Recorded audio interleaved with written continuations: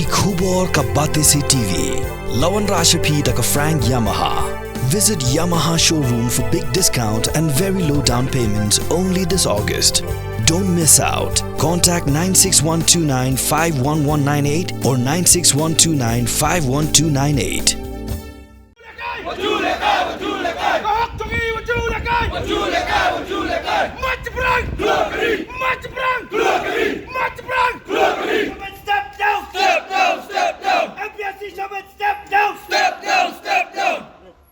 Ya kani kasih reply nak jok APC ngintar bag ngithang kani kapua.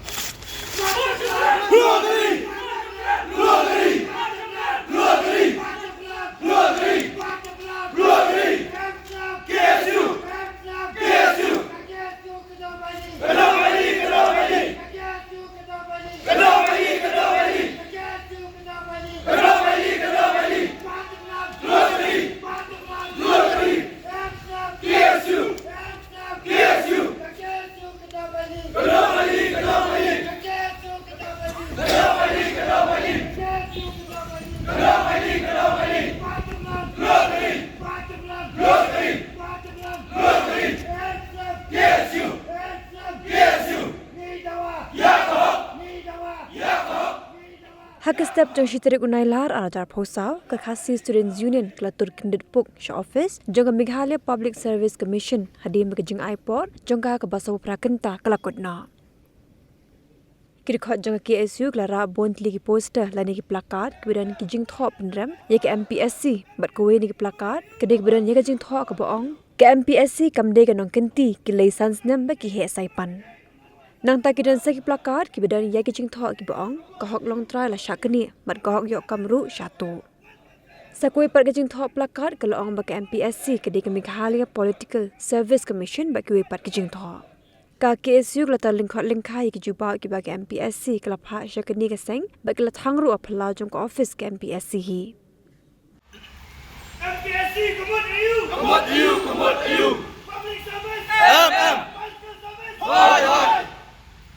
MPSC, come on you! Public service! Political service! MPSC, come on you! Public service! Political service! MPSC, come on you! Political service! Kapha ya kani ka reply sangi lingba kamil. Kani ka reply jok APC kum ka seng hing numlaban priang.